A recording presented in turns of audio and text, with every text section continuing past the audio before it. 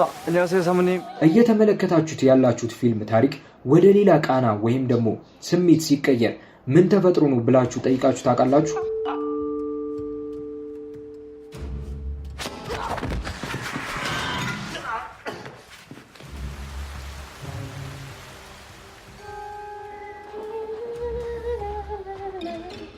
ገጸ ባህሪያቱን ሴራ እና ጭብጡን ተረዳን ስትሉ ሁኔታዎች ይቀየራሉ። ይህ ሁሉ ባዘጋጁ ቦንግ ጁንሆ በተሰራው ፓራሳይት ፊልም ውስጥ ይገኛል።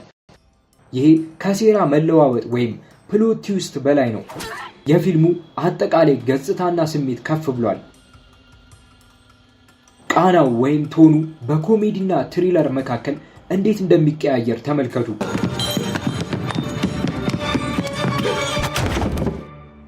야, 이거 진짜 상징적인 거네.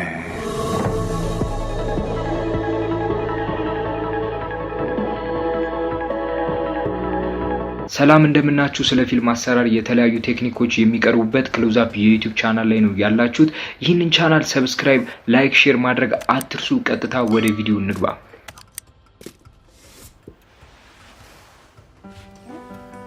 ፓራሳይት ሁሉም ስለ ኃይል ነው።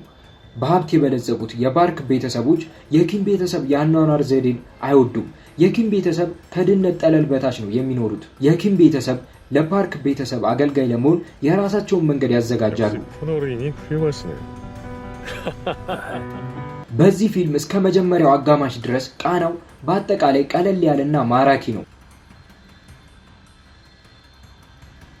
ግን ከዚያ አዘጋጁ በቃናና በዘውግ ላይ የ180 ዲግሪ ለውጥ ያመጣል። በፓራሳይት ፊልም ውስጥ የ180 ዲግሪ ለውጥ የሚያመለክተው የአመለካከት ለውጥ ነው።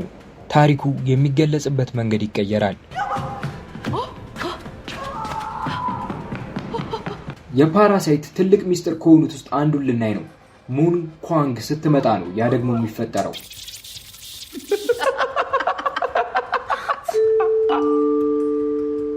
በፓራሳይት ውስጥ የምንመለከተው ትዕይንት የሚጀምረው የቀድሞዋ ሰራተኛ ወደ ቤት ተመልሳ ስትመጣ ነው።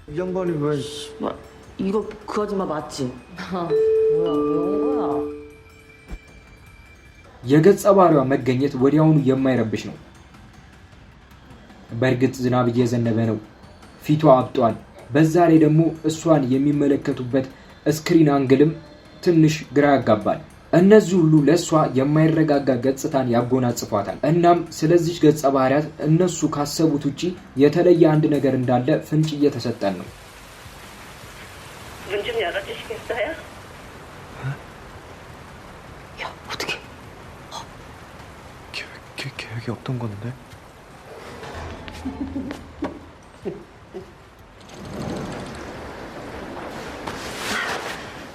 죄송합니다.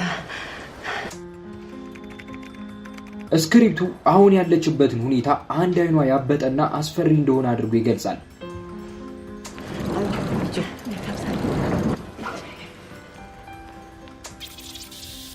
밑에 뭘 놓고 가신 거예요?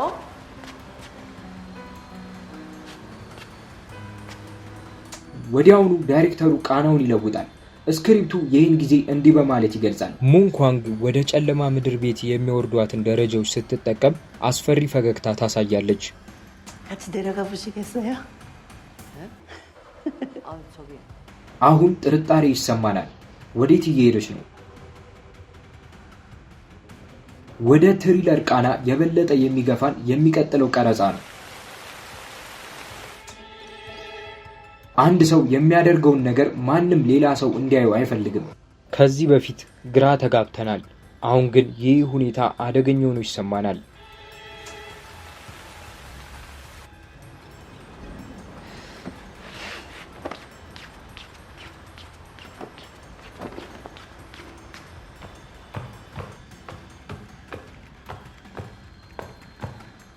ቹንግ ሶክ ሙንን ተከትላ ወደ ምድር ቤት እንደገባች ይህንን እናያለን።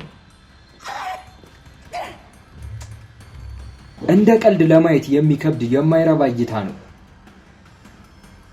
ዘውጉ ወደ ኋላ ተመልሷል። ኮሜዲ ይመጣል።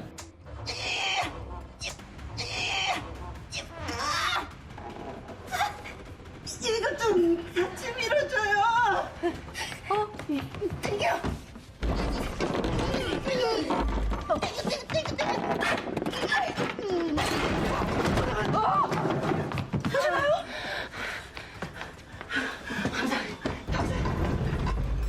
ግን ትልቁ መገለጥ ገና ነው።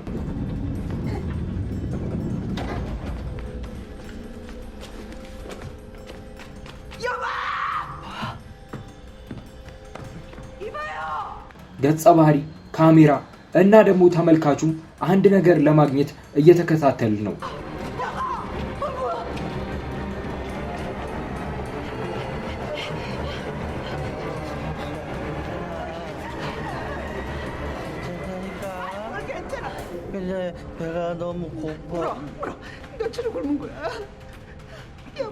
ምድር ቤት ውስጥ ባለው ክፍል ምን አለ? ግን በመጨረሻ ያገኘነው ነገር አስፈሪ ነው።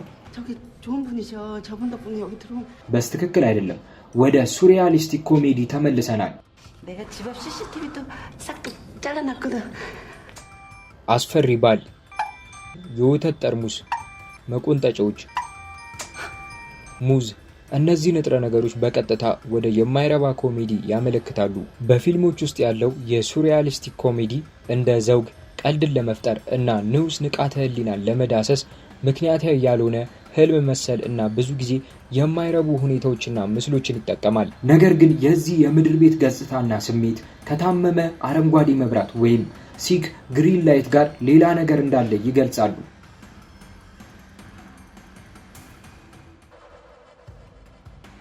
እርግጠኛ አለመሆንና የማወቅ ጉጉት ያለው ልዩ ትዕይንት መፍጠር ችለዋል።